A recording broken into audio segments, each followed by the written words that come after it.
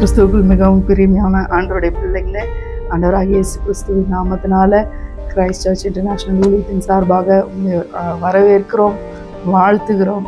இந்த நாளில் உங்களோடு நான் பகிர்ந்து கொள்ள விரும்புகிற தேவனுடைய வார்த்தை என்னவென்றால், யோவான் 6ஆம் அதிகாரம் 48வது வசனம் சொல்லுகிறது, ஜீவ அப்பம் நானே என்று சொல்லி. இந்த வார்த்தையை இயேசு கிறிஸ்து இந்த பூமியில் இருந்த நாட்களில் ஆண்டவர் சொல்கிறாரு. அதை குறித்து கொஞ்சம் விரிவாக நம்ம பார்ப்போம்.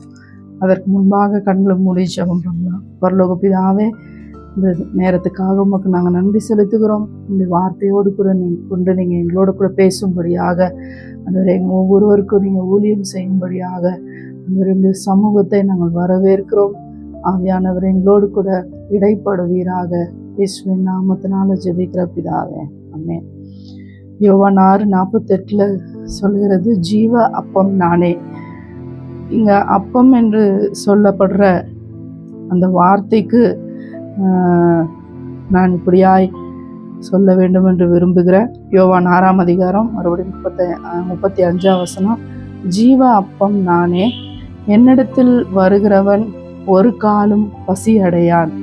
இங்கே அப்பம் என்று சொல்லிட்டு ஆண்டவர் பசி அடையான் என்று சொல்லி 35 சொல்கிறாரு. யோவான் 6:35. அப்பம் என்பது பொதுவான வார்த்தை பிரெட் அண்ட் அது நம்மளுடைய வயிற்றை நிரப்புகிறதாய் இருக்கிறது, சாப்பிட்ற பிரெட்டு, அது எதுவாக இருந்தாலும். ஆனால் இங்கே ஆவிக்குரிய காரியங்களை ஆண்டவர் பேசும்போது ஆண்டவர் சொல்கிறாரு, மத்தேயு 4ஆம் அதிகாரம் 4ஆம் வசனத்தில், மனுஷன் அப்பத்தினால் மாத்திரமல்ல, தேவனுடைய வாயிலிருந்து புறப்படுகிற ஒவ்வொரு வார்த்தையினாலும் பிழைப்பான் என்று எழுதியிருக்கிறதே என்று சொல்லப்படுகிறது. மத்தேயு 4ஆம் அதிகாரம் 1 முதல் 4 வரைக்கும் பார்த்தீங்கன்னாக்கா, அங்கே இயேசு கிறிஸ்து வனாந்திரத்தில் உபவாசித்து கொண்டிருக்கும் பொழுது அவர் உபவாசத்தை முடித்த நாட்களில் அவருக்கு பசி உண்டாகுது. அந்த பசி டைமில் பிசாசு சொல்லும் பொழுது இந்த கல்லுகளெல்லாம் அப்பமாகும்படி சொல்லும் என்று சொல்கிறார். அப்போது ஆண்டவர் சொல்கிறாரு, மனுஷன் அப்பத்தினால் மாத்திரமல்ல, தேவனுடைய வாயிலிருந்து புறப்படுகிற ஒவ்வொரு வார்த்தையினாலும் பிழைப்பான் என்று சொல்லி. இந்த வார்த்தையின் மூலமாக, இந்த அப்பம் என்று சொல்லப்படுற அந்த வார்த்தை நான் உங்களுக்காக சொல்லுகிறது என்னவென்றால், தேவனுடைய வார்த்தை உங்களுக்கு அப்பமாய் அப்படின்னாக்கா, அது இன்னைக்கு சாப்பிட்டு வயிறு நிரம்புகிற, ஸ்டொமக்கை ஃபில் பண்ணுற டெம்பரவரி ஒரு சாதாரண தற்கால அப்பம் இல்லை. இங்கே அப்பம் என்று சொல்லப்படுகிற வார்த்தை நான் உங்களுக்கு இப்படியாய் சொல்லுகிறேன், அது உங்கள் வாழ்க்கையில் தேவன் கொண்டு வருகிற, தேவன் பேசுகிற அவருடைய ப்ரீ பிளான்டு டெஸ்டினேஷனாக இருக்குது. தேவன் உங்களை குறித்து முன் குறித்த காரியமாய் இருக்கிறது. அது எப்படின்னு பார்ப்போமா? லூக்கா 5ஆம் அதிகாரத்தில் 1-10 வரைக்கும் பார்த்தீங்கன்னாக்கா, அப்போஸ்தலனாகிய பேதுரு என்ன பண்ணுறாரு அப்படின்னாக்கா, அவர் ராம் முழுவதும் மீன் பிடிக்கிறாரு. பாருங்க, அவர் மீன் பிடிக்கிறாரு. ராம் முழுவதும் நைட் ஃபுல்லாக மீன் பிடிக்கிறாங்க. அங்கே மீன் அவங்களுக்கு நைட் ஃபுல்லாக பிடித்தும் அவங்களுக்கு மீன் கிடைக்கல. ஆனால் காலையில் அவங்க எழுந்து காலையில் படகுலேருந்து அவங்க வலையை அலசி கொண்டிருக்காங்க. படகுலேருந்து மீன் எதுவுமே இல்லை. அதனால் வலைகளில் இருந்த மீன் இல்லைன்றதுனால அவங்க குப்பைகளெல்லாம் க்ளீன் பண்ணி வலையை அலசி கொண்டிருக்கிறாங்க. அப்போது இங்கே ஆண்டவர் அவங்க வாழ்க்கையில், பேதுருவுடைய வாழ்க்கையில் என்டர் ஆகுறாரு. இப்போ ஆண்டவர் சொல்கிறாரு, நீ அவர் போய் அந்த படகுல போய் ஜனங்களுக்கு பிரசங்கம் பண்ணும்படியாக அந்த படகை பிடித்து, அந்த படகு சீமோன் பேதுருடையதாக இருக்கிறது. அவர் அந்த படகை ஏறி கொஞ்சம் தள்ளி கொண்டு போய், உள்ள ஆழத்தில் தள்ளி கொண்டு போய் அதை நிறுத்தி அங்கேருந்து பிரசங்கம் பண்ணுறாரு. பிரசங்கம் பண்ணி முடித்த உடனே ஆண்டவர் சொல்கிறாரு பேதுருட்ட, நீ வலது பக்கத்தில் போய் வலையை போடு என்று சொல்லி. அப்போது 5ஆவது வசனத்தில் பேதுரு சொல்கிறாரு, ஆண்டவரே, நான் ராம் முழுவதும் பிரயாசப்பட்டேன், எனக்கு மீன் கிடைக்கல, ஆகிலும் என் வார்த்தையின்படி இல்லை, உங்களுடைய வார்த்தையின்படி நான் போய் போடுறேன் என்று சொல்கிறார். அவர் அதை போய் போடும்போது அந்த வலைகள் கிழியத்தக்கதாக அது மட்டும் இல்லை, அவங்களுக்கு மற்ற படகை அவங்க சைகை காட்டி கூப்பிட்டு உதவிக்கு அவங்க கூப்பிடும்படியாக வலைகள் கிழிந்து போகத்தக்கதாக படகு நிரம்பி ஒரு படகு நிரம்பி இன்னும் 2 படகு ஃபில் ஆகத்தக்கதாக அவர் வந்து மீன்களை பிடிக்கிறார். எல்லாத்தையும் அந்த மீன்களை பிடித்துட்டு வந்துட்டு அந்த படகு நிறைய அந்த 2 படகு நிறைய மீன் பிடித்து வந்தது உடனே பேதுருக்கு ஒரே ஆச்சரியம். அவருக்கு வந்து நைட் ஃபுல்லாக நாங்கள் பிரயாசப்பட்டோம், நம்ம பிரயாசப்பட்டோம், நமக்கு ஒன்றும் மீன் கிடைக்கல.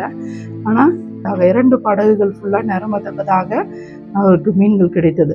அப்போது வந்து அவர் என்ன பண்ணுறாருன்னா, ஆச்சரியப்பட்டு 10வது வசனம் இப்படியா சொல்லுது, அவரை கண்டு ஆச்சரியப்பட்டு அவர் படகுலேருந்து கீழே குதிச்சு அவர் வந்து என்ன பண்ணுறாருன்னா ஆண்டவர்கிட்ட போய் வேண்டிக் கொள்கிறாரு. ஆண்டவரே, நீங்கள் என்னை ப்ளஸ் பண்ணுறதுக்கு நான் என்ன இல்லை, நீங்கள் என்னிடத்துல வர்றதுக்கும் நீங்கள் எனக்கு இதை பண்ணுறதுக்கும் அந்த ஒரு வசனம் மட்டும் வாசிப்போம்.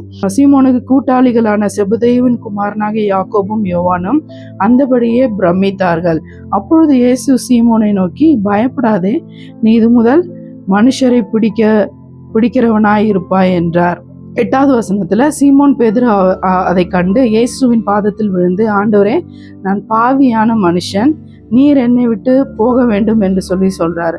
இப்போ இந்த பெரிய அற்புதத்தை பார்த்த உடனே அவர் சொல்றாரு, ஆண்டவரே, இந்த பிளஸ்ஸிங்க்கு, இந்த ஆசீர்வாதத்துக்கு நான் பாத்திரவான் இல்லை, நீங்க என்னை விட்டு போயிடுங்க என்று சொல்லி பேதுரு வந்து பயத்துல வந்து ஒரு பக்கம் ஆச்சரியம், ஒரு பக்கம் பயம்.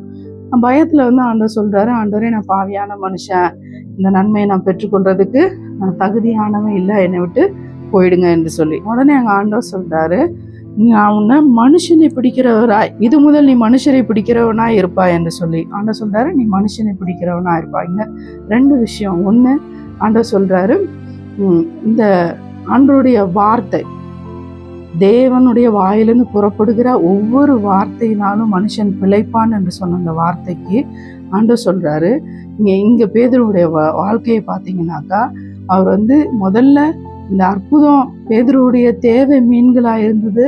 பேதுருவுடைய தேவையை அவர் நிரப்புனது மாத்திரம் இல்லை, அங்கே அற்புதம் செய்தது மாத்திரம் இல்லை, அங்கே பேதுருக்கு ஆண்டவர் அவருடைய பிளானை சொல்றார். என்ன சொல்றாருன்னா, இந்த மீன்களுக்கே நீ ஆச்சரியப்படுறியே, நான் உன்னை மனுஷனை பிடிக்கிறவனாய் நான் உன்னை தெரிந்திருக்கிறேன் அப்படின்னு சொல்லி ஆண்டவர் சொல்றார். இப்போ இந்த அப்பம், இந்த ஜீவ அப்பம் என்று சொல்லப்படுகிறது என்னன்னாக்கா, உங்க வாழ்க்கையில ஆண்டவர் வைத்திருக்கிற அவருடைய பிளானா இருக்கிறது. அல்லேலூயா. பாருங்க, பேதுரு வந்து மீன் பிடிக்கிறவர், அவருக்கு பிஸ்னஸ் இல்லை, அன்னைக்கு நைட் ஃபுல்லாக பிரயாசப்படுறாரு, மீன் பிடிக்கல.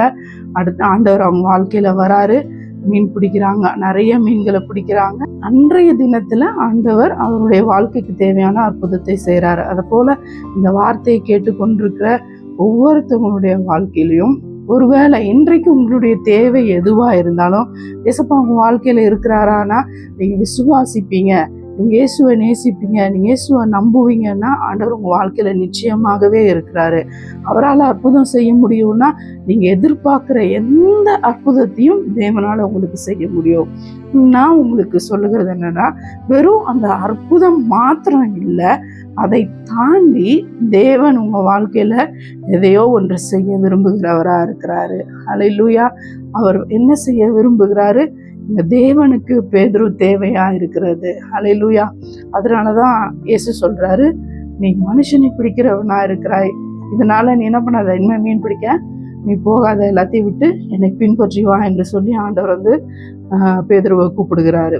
அப்போ இந்த அநேக நேரத்துல நம்ம என்ன செய்யறோம்னாக்கா, ஆண்டவருடைய வார்த்தையோ வாக்குத்தத்தங்களோ இல்லை தேவனுடைய சத்தமோ நம்ம வாழ்க்கையில வரும்பொழுது அதனுடைய வெயிட் நமக்கு தெரியாம போகிறது. அது எதற்காக நம்ம இடத்துல சொல்லப்படுகிறது, அதுக்கு முன்னும் பின்னும் அதற்குரிய காரியங்கள், முகாந்திரம் என்ன, அதனுடைய பர்பஸ் என்னன்றது நமக்கு தெரியாம போய்கிறது. நான் உன்னோட கூட இருக்கேன்னு சொன்னாருன்னா அவர் உலகத்தின் முடிவு பரியந்தமா அவர் நம்மளோட கூட இருக்கிறவரா இருக்கிறாரு. ஏன்னா மனுஷங்க மாறி போவாங்க, ஆனா ஆண்டவர் மாறவே மாட்டார். மனுஷங்க பொய் சொல்லுவாங்க, ஆனா ஆண்டவர் பொய்யே சொல்ல மாட்டார். அப்போ நீங்க 100% தேவனுடைய வாக்குத்தத்தம் உங்களுக்கு வரும்போது, தேவனுடைய வார்த்தை உங்கள் வாழ்க்கையில வரும்பொழுது, அதை நீங்க மிகவும் உறுதியாக அதை நீங்க 100க்கு 200% அதை நீங்க பிடித்து கொள்ளலாம். அப்போ அந்த இடத்துல ஒரு மாற்றம் உண்டாகிறது. அவர் அந்த மீன் பிடிக்கிறத விட்டு அவர் இயேசுவை பின்பற்றுகிறவராய் ஆகிறாரு. அப்போ பேதுருவுடைய வாழ்க்கை முழுவதும் அவர் தான் அப்போஸ்தலர்கள்ல பிரதான அப்போஸ்தலர்களாய் 12 அப்போஸ்தலர்கள்ல பிரதான அப்போஸ்தலர்களாய் ஆண்டவர் அவரை எழுப்புறாரு. இப்போ அவருக்குள்ள பலவீனங்கள், குறைகள், தேவைகள், பிரச்சனைகள் உண்டு அவர் வாழ்க்கையில. ஆனாலும் அவருடைய வாழ்க்கையின் டெஸ்டினி, அவருடைய வாழ்க்கையின் தெளிவு, தெரிந்து கொள்ளுதல் என்னன்னாக்கா தேவனுடையதா இருக்கிறது. ஹல்லேலூயா. அவர் நினைச்சதை செய்யறதுக்காக தேவன் தெரிந்து கொள்ளல. அவர் சொல்றாரு, நீ மனுஷனை பிடிக்கிறவனா இருக்கிறாய்னா அவருடைய ஒரே பிரசங்கத்துல, பேதுருவுடைய ஒரே பிரசங்கத்துல 3000 பேர் ரட்சிக்கப்பட்டவங்களா இருக்காங்க, 5000 பேர் ரட்சிக்கப்பட்டவங்களா இருக்காங்க, அவங்களுடைய நிழல் பட்டு சுகமானவர்கள் நிறைய பேர் இருக்கிறாங்க. அப்போ நம்மளுடைய வாழ்க்கையில தேவனுடைய என்கவுண்டர் உங்க வாழ்க்கையில வரும் பொழுது அதுதான் ஒரு பெரிய மாற்றத்தை உங்க வாழ்க்கையில கொண்டு வருகிறதா இருக்கிறது. அல்லேலூயா. அதுதான் ஜீவ அப்பமா இருக்கிறது. அதனாலதான் ஆண்டவர் சொல்றாரு, என் வார்த்தையை பிடித்து கொள்ளுகிறவன் பிழைப்பான், அவன் சாகவே மாட்டான். யோவான் இன்னும் 5ஆம் அதிகாரம் 7ஆம் அதிகாரத்துல சொல்றாரு, நீங்கள் என்னிலும் என் வார்த்தை உங்களிலும் நிலைத்திருந்தால் நீங்க வேண்டிக் கொள்வது எதுவோ அது உங்களுக்கு கொடுக்கப்படும் என்று சொல்லப்படுகிறது. அப்போ நம்ம நினைக்கிறதையும் நம்ம விரும்புகிறதையும் இப்போ அவருக்குள்ள நம்ம நிலைத்து இருக்கிறது எப்படின்னாக்கா அவருடைய வார்த்தையை பிடித்து கொண்டு வாழ்கிற வாழ்க்கை. அல்லேலூயா. அப்போ அந்த அப்பமாகிய அவருடைய வார்த்தை, இந்த அப்பம் என்னன்னாக்கா உங்களுக்கு நான் சொல்ல வருகிறது God's destiny, God's plan in your life. தேவ சித்தம், தேவனுடைய பர்பஸ் தான் உங்க வாழ்க்கையில தேவனுடைய வார்த்தை தான் அப்பமா இருக்கிறது. அல்லேலூயா. அதை நீங்க பிடித்து கொள்ளும் பொழுது, ஒருவேளை அதை பத்தி உங்களுக்கு தெரியலன்னாக்கா நீங்க ஜெபத்துல காத்துருங்க, வாக்குத்தத்தங்களை பிடித்து கொண்டு காத்துருங்க. ஆண்டவரே நீங்க என்னோடு கூட பேசுங்க, என் வாழ்க்கையில நீங்க என்ன செய்ய சித்தமா இருக்கிறீங்கன்னு சொல்லி நீங்க பேசுங்க. அந்த வார்த்தை, ஆண்டவர் பேசுற அந்த வார்த்தையை நீங்க பிடித்து கொண்டீங்கன்னா அதுல உங்களுடைய ஆண்டவர் வச்சிருக்கிற பிளான் ஒன்று இருக்கும். அதன்படி தேவன் உங்களை வழி நடத்துகிறவரா இருக்கிறாரு. நீங்க பிசினஸ் பண்ணலாம், உங்களுக்குரிய ப்ரொஃபஷனல் எதுவா இருக்கலாம், அது எல்லாமே இம்மையில இந்த உலகத்துல அப்படின்னா இன்றைக்கு வாழ்ற வாழ்க்கையில அது நமக்கு பிரயோஜனம் உள்ளதாய் இருக்கிறது. அப்படின்னா அதனால ஒரு இன்கம், அது நம்ம குடும்பத்துக்கு தேவையா இருக்கிறது, நம்ம வாழ்க்கைக்கு அது ஆதாரமா இருக்கிறதா இருக்கிறது. ஆனா இந்த அப்பம் தேவனுடைய சித்தத்தை நீங்க பிடித்து கொள்ளுகிறதா இருக்கிறது. இதற்கு இன்னொரு உதாரணத்தை நான் உங்களுக்கு சொல்ல விரும்புகிறேன். ஆண்டவராக இயேசு கிறிஸ்து சொல்றாரு, என் பிதாவின் சித்தத்தை செய்வதே எனக்கு போஜனமா இருக்கிறது என்று சொல்லி. அப்போ அவர் அவரோட இயேசு கிறிஸ்து யாரு? பிதாவுக்கு செல்ல பிள்ளையாய் அவர் இருக்கிறாரு. அப்போ அவர் யோவான்ல மறுபடியும் சொல்லப்படுது என்னன்னாக்கா அவர் பிதாவுக்கு ஒரே பேரான செல்ல குமாரன் என்னப்படுவதை விட்டு இறங்கி, அப்படின்னா அவருடைய பிளானையும் அவருடைய பிளானை விட்டு இறங்கி பிதாவின் பிளானுக்கு என்ன பண்றாருன்னா அவர் தன்னை ஒப்பு கொடுக்கிறவரா இருக்கிறாரு. விட்டு இறங்கி என் பிதாவின் சித்தத்தை நான் செய்யறது தான் எனக்கு என்னவா இருக்கு, போஜனமா இருக்கிறது என்று சொல்லி அவர் சொல்றாரு. அப்போ இயேசு கிறிஸ்து சொல்றாரு, என் பிதாவின் சித்தம் தான் எனக்கு போஜனமா இருக்கிறது. யோவான் 4:34 நான் என்னை அனுப்பினவருடைய சித்தத்தின்படி செய்து அவருடைய கிரியை முடிப்பதே என்னுடைய போஜனமா இருக்கிறது. இப்போ இங்கே சாதாரணமாக டெய்லி சாப்பிட்டு நம்ம வயிறை ஃபில் பண்ணுற ஒரு அப்பத்தை குறித்து அங்கே ஆண்டவர் பேசவே இல்லை. அப்போ ஒவ்வொருத்தவங்க வாழ்க்கையிலையும் இருக்கிற தேவனுடைய திட்டத்தை அவர் பேசுகிறவரா இருக்கிறாரு. ஹல்லேலூயா. அதே போல உங்களுடைய வாழ்க்கையிலும் தேவனுடைய திட்டம் எதுவாய் இருக்கிறது என்பதை நீங்க கண்டறியும் போதுதான் அதுல நீங்க ப்ராஸ்பர் ஆகிறவங்களா இருக்கிறீங்க. ஹல்லேலூயா. ஒருவேளை இன்னைக்கு நீங்க என்ன பிசினஸ் செஞ்சாலும் அதுல நீங்க என்ன பிளஸ் பண்ணுங்கன்னு சொன்னா கண்டிப்பா ஆண்டவர் உங்களை பிளஸ் பண்ணுவாரு. நீங்க எந்த வேலையில இருந்தாலும் ஆண்டவர் உங்களை உங்க ஃபைனான்ஸ் ஆசீர்வதிப்பாருன்னா கண்டிப்பா ஆசீர்வதிப்பாரு. ஆனா இந்த பூமியில உங்களை உண்டாக்கினதுக்கு, இந்த பூமியில நீங்க அனுப்பப்பட்டதுக்கான ஒரு டிவைன் திட்டம் உங்க வாழ்க்கையில, அப்படின்னா தேவனுடைய திட்டம் உங்க வாழ்க்கையில ஒன்று இருக்கிறது. இப்போ நீங்க எதை செஞ்சா நீங்க ஆண்டவரை நீங்க திரும்பி நீங்க மரித்து நீங்க ஆண்டவரை சந்திக்கும் போது நீங்க எதை செஞ்சா ஆண்டவர் மகிழ்ச்சி அடைவாருன்னா, ஆண்டவர் சொல்றாரு, என் பிதாவின் சித்தத்தை செய்தவங்களே வாங்க என் சந்தோஷத்துல பிரவேசிங்கன்னு சொல்லி கூப்பிடுவாரு. அப்போ நம்ம வாழ்க்கையில நம்ம இந்த வாழும்போது இந்த லைஃபை எப்படியாவது நம்ம கேரி அவுட் பண்ணணும். பிறந்துட்டோம், எப்படியாவது நம்ம வாழ்ந்து முடிக்கணும் அப்படின்றதுக்காக நீங்க பிரயாசப்படுறீங்களா? இல்ல உங்களை உண்டாக்கின தேவனுடைய பிளானை நீங்க பற்றி கொண்டு அவருக்கு பிரியமாய் வாழ நீங்க ஆசைப்படுகிறீங்களா என்று சொல்லி நீங்க யோசிக்க வேண்டியது ரொம்ப அவசியமா இருக்கிறது. அவரை நேசிக்கிற எல்லா பிள்ளைகளும் ஆண்டவர் இந்த பூமியில எல்லா மனுஷர் மேலேயும் ஒரு திட்டத்தை வைத்துதான் இந்த பூமிக்கு ஆண்டவர் அவர்களை வெளிப்பட பண்ணியிருக்காரு. இந்த பூமியில ஆண்டவர் அவங்களை வைத்திருக்கிறாரு. அப்போ இந்த வாழ்க்கையை நீங்க எப்படி கேரி அவுட் பண்றீங்கன்றதுல தேவனுடைய அழைப்பு உங்க வாழ்க்கையில இருக்கிறதா இருக்கு. அது சிலர் சீக்கிரமா தெரிந்து கொள்றாங்க, சிலர் தெரிந்து கொள்ளாமலே போகிறாங்க, சிலர் தெரிந்தும் பாதி அதை கடந்து போக பிரயாசப்படுறாங்க, பாதி கடந்து போக முடியறது இல்லை. அப்போ நான் உங்களுக்கு என்கரேஜ் பண்றேன் என்னன்னாக்கா, இந்த அப்பம் என்ற வார்த்தை அப்படின்னா நம்ம எப்போ டெஸ்பரேட் ஆகி டயர்டாகி உங்களுக்கு வழி தெரில, டைரக்ஷனே தெரில, நான் அடுத்து என்ன செய்யணும்னு நீங்க நினைக்கிறீங்களோ அப்போ நீங்க உடனே தேவனுடைய சமூகத்துக்கு நீங்க போங்க.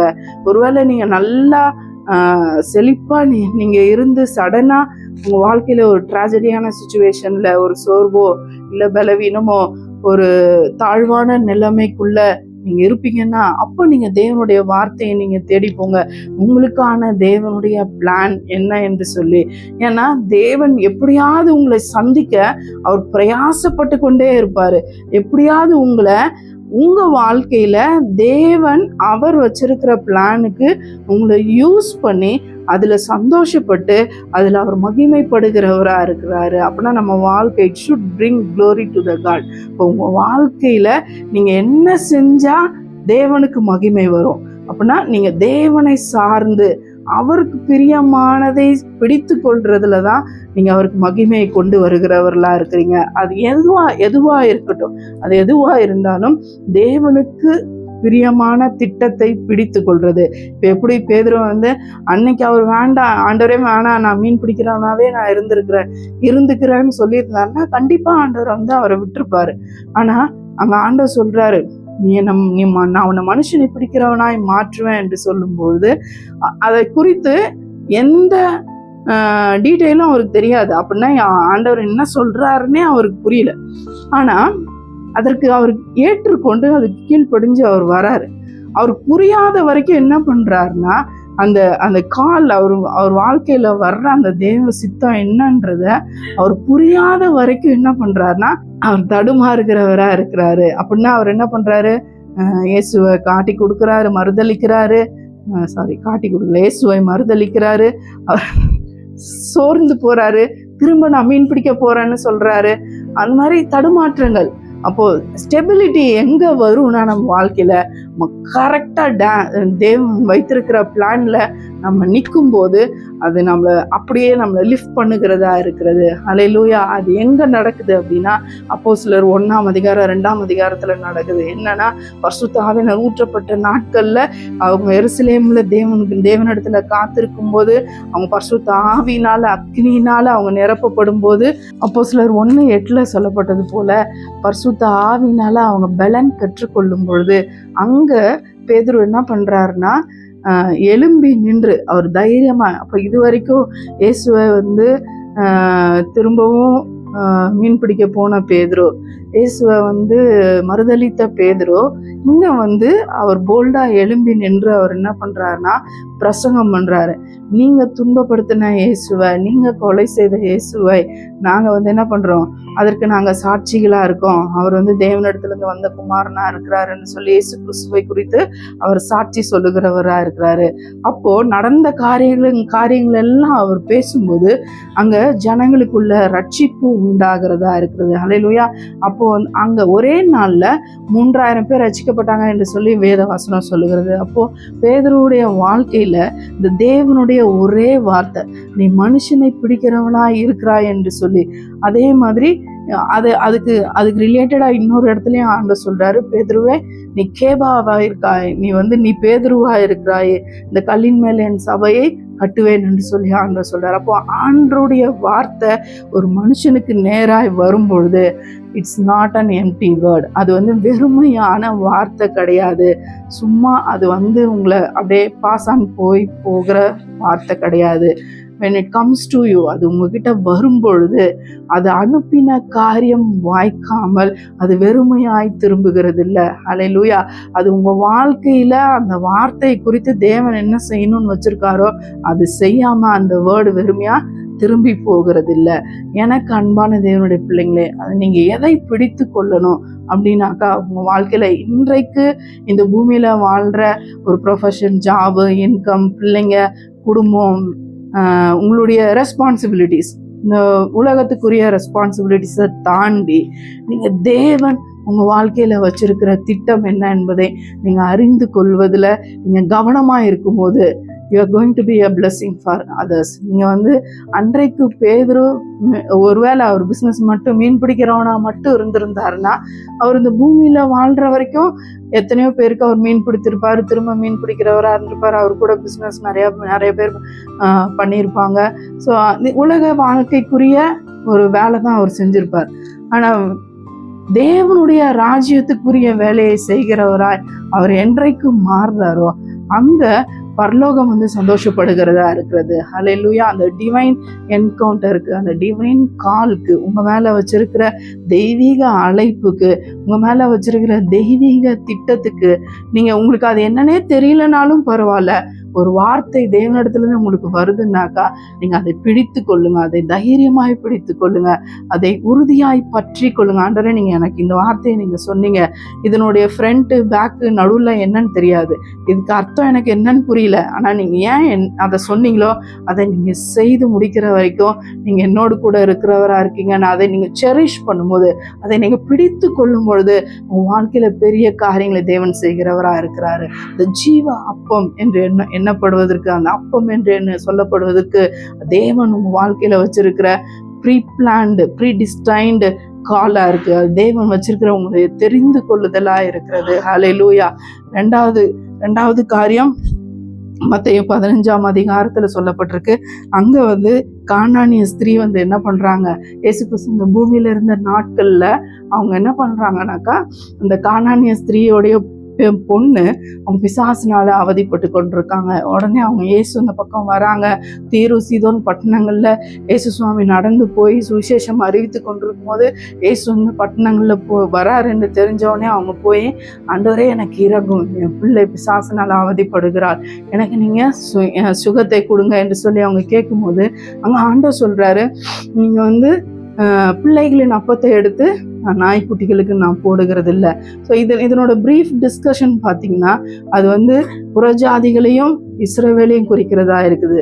ஆனால் இது பர்சனலாக இந்த வார்த்தை நான் கொண்டு வரும்போது, இயேசுவை அறியாதவங்க நீங்கள் யாராக இருந்தாலும், இல்லை இயேசுவை நீங்கள் அறிந்தவங்க யாராக இருந்தாலும், உங்கள் வாழ்க்கையில் அந்த அந்த மேஜையிலேருந்து, அந்த கானானிய ஸ்திரீயோடைய விசுவாசம் என்ன, அந்த மேஜையிலேருந்து விழுற துணிக்கைகளை தானே, அப்படின்னா அந்த பிரெட்டு மேஜையிலேருந்து விழுறத, கீழே விழுறத நாய்க்குட்டிங்க சாப்பிடுமே.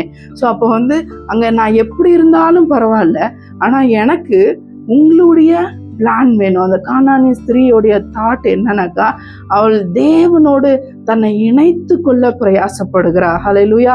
தேவனுடைய சித்தத்தோடு தன்னை இணைத்து கொள்ள. அப்படின்னா அந்த கானானிய ஸ்திரீயோடைய பார்வை எப்படி இருக்குன்னா, இவர் ஜீவனுள்ள தேவனுடைய குமாரன், இவரோடு கூட நான் என்னை ஐக்கியப்படுத்தி கொள்ளும் பொழுது என் வாழ்க்கை நிறைவாய் இருக்கும் என்று சொல்லி, அது தேவ திட்டத்துக்கு நேராய் போயிருக்கும் என்று போகும் என்று சொல்லி அவள் நிச்சயமாய் அதை அறிந்தவளாய், அவள் தைரியம் உள்ளவளாய் அவங்க சொல்றாங்க, ஆண்டவரே அது அது மேஜையில இருந்தாலும் சரி, அது கீழே இருந்தாலும் சரி, நாய்க்கு பிரெட் கிடைக்கிறது போல அந்த பிரெட் எனக்கு கிடைச்சா போதும் அப்படின்னா, அன்றைய நாள்ல அவங்க பெண்ணுக்கு அது விடுதலையா இருக்கலாம். ஆனா இந்த அப்பத்தோடு அப்படின்னா தேவன் வைத்திருக்கிற பிளானோடு நம்ம இணைத்து கொள்ளும் பொழுது, நீங்க அதை ரிசீவ் பண்ணும்போது, நீங்க அதோடு சேர்ந்து கொள்ளும் பொழுது உங்க வாழ்க்கை மாறுகிறதா இருக்கிறது. ஹல்லேலூயா. அதுல பெரிய நிறைவான ஆசீர்வாதம், அது தலைமுறையாய் உங்க வாழ்க்கையை அது கடந்து போகிற தேவனுடைய சித்தமா இருக்கிறது. ஒரு மனுஷன் தேவனுடைய சித்தத்துக்கு கீழ்ப்படியும் பொழுது அதன் சந்ததி ஆசீர்வதிக்கப்படுகிறவர்களா இருக்கிறாங்க. அப்போ இந்த தேவ சித்தம், இந்த அப்பமாகிய தேவ சித்தம், இது இஸ்ரவேலுக்கு மாத்திரம் இல்லை. அப்போ இந்த தேவனுடைய சித்தம் என்பது அது எல்லார் மேலையும் விழுந்ததா இருக்கு. சர்வ சிருஷ்டிகள் மேல, இந்த பூமியில் உள்ள சிருஷ்டிக்கப்பட்ட எல்லா மனுஷன் மேலையும் ஒரு தேவனுடைய பிளான் இருக்கிறதா இருக்கிறது. அதை நான் உங்களுக்கு சுவிசேஷமாய் கொண்டு வருகிறேன். அதை நீங்க பெற்றுக்கொள்ளவும், அதை நீங்க புசிக்கவும், இல்லை அதோடு நீங்க உங்களை சேர்த்து கொள்ளவும், நீங்க அதுல நீங்க விரும்பும் பொழுது உங்க வாழ்க்கை ஒரு டிரான்ஸ்ஃபர்மேஷனை கொண்டு வருகிறதா இருக்கிறது. ஹல்லேலூயா. கடைசியா அந்த அப்பம் யாரா இருக்கிறது? ஆண்டவராகிய இயேசு கிறிஸ்துவா இருக்கிறாரு. அந்த இயேசு சொல்றாரு, நானே ஜீவ அப்பமா இருக்கிறேன் அப்படின்போது இயேசு கிறிஸ்து அவர் தன்னுடைய, இன்னும் யோவான் 6ஆம் அதிகாரத்துல அவர் சொல்றாரு, என் சரீரத்தை நான் பிற்க கொடுக்கிறேன், என்னை புசித்து என்னுடைய ரத்தத்தை பானம் பண்ணுகிறவன். அது ஆண்டவரோடு நீங்க உங்களை இணைத்து கொள்ளும் பொழுது, அவருடைய பாடுகள்ல நீங்க இணைத்து கொள்ளும் பொழுது, அவர் உங்களுக்காய் பிற்கப்பட்டதை நீங்க நினைக்கும் பொழுது உங்களுடைய வாழ்க்கையில ரிசரக்ஷன் வருகிறதா இருக்கிறது. ஹல்லேலூயா. இந்த வார்த்தை உங்களை தேற்றுவதாக, இந்த வார்த்தை உங்களை பலப்படுத்துவதாக, இந்த வார்த்தை உங்களுக்குள்ள ஜீவ அப்பமாய் கிறிஸ்து உங்க வாழ்க்கையில இருந்து உங்களுடைய டெஸ்டினேஷன், ஆண்டவர் உங்களுக்கு என்ன நியமிச்சிருக்காரோ அதை நீங்க சந்தோஷமா முடிச்சு நீங்க ஆண்டவரை பார்க்கும்போது, ஆண்டவரே உண்மை உத்தமுள்ள ஊழியக்காரனே, உண்மையும் உத்தமமாய் அவரை நேசிக்கிற பிள்ளைகளாய் உங்களுக்கு கொடுக்கப்பட்ட அந்த டாஸ்கை நீங்க முடிச்சவங்களா, அது எதுவா இருக்கட்டும், ஒரு பெருக்கிற வேலையா கூட இருக்கட்டும், அது உங்களுக்கு கொடுக்கப்பட்ட ஊழியத்தை, உங்களுக்கு கொடுக்கப்பட்ட காரியத்தை நீங்க நிறைவேற்றி முடித்தவங்களா நீங்க ஆண்டோடைய நாமத்துல நீங்க சந்திக்கும் போது அது உங்களை ஆசீர்வதிக்கும். அவர் மகிமைப்படுகிற, உங்களில அவர் மகிமைப்படுகிறவரா இருக்கிறார். ஹல்லேலூயா.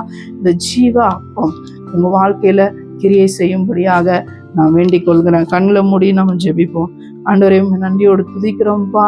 கிறிஸ்துவோடு நாங்கள் இணைந்திருக்கிற வாழ்க்கை, ஆண்டவரே உங்களுடைய வார்த்தையை நாங்கள் பிடித்து கொள்கிற ஒரு வாழ்க்கை, ஆண்டவரே நீங்கள் வைத்திருக்கிற திட்டத்தில் ஆண்டவரே எங்களை நாங்கள் ஆண்டவரே இணைத்து கொள்கிற ஒரு வாழ்க்கை ஆண்டவரே எங்களுக்கு உண்டாகும்படியாக நான் ஜெபிக்கிறேன். இந்த வார்த்தை கேட்குற ஒவ்வொரு பிள்ளைங்களுடைய வாழ்க்கையிலும் ஆண்டவரே இந்த என்கவுண்டர் கடந்து வரும்படியாக நான் ஜெபிக்கிறேன்ப்பா. அவங்க என்ன சூழ்நிலையில இருந்தாலும் தேவன் எதற்காக நீங்க அழைத்தீங்களோ அதை நீங்க பிடித்து கொள்ள ஆண்டவரே நீங்க அவங்க வாழ்க்கையில இருக்கிறீங்கன்றதை மகிமைப்பட ஆண்டவரே வெறும் அனுதின அற்புதங்களில நாங்க சந்தோஷப்படாம, வெறும் அனுதின காரியங்கள்ல நாங்க ஆண்டவரை திருப்தி அடையாம, எங்கள் மேல் வைத்திருக்கிற மேலான திட்டத்தை நாங்கள் புரிந்து கொண்டவர்களாய் ஓடாத பிடித்து கொள்ள ஆவியானவர் உதவி செய்யும்படியாக நான் ஜெபிக்கிறேன். ஆண்டவரே உமக்கு பிரியமாய் வாழ உம்முடைய சித்தத்தின்படி ஓட எங்களுக்கு உதவி செய்யுங்க. ஆண்டவரே எங்களுக்கு நிறைவேற்றினதை நாங்கள் முடித்தவர்களாய் ஆண்டவரே காணப்பட எங்களுக்கு உதவி செய்யுங்க. ஆண்டவரே இயேசுவின் நாமத்தினால ஜெபிக்கிற, ஆசீர்வதிங்க, பலப்படுத்துங்க. ஆமென்.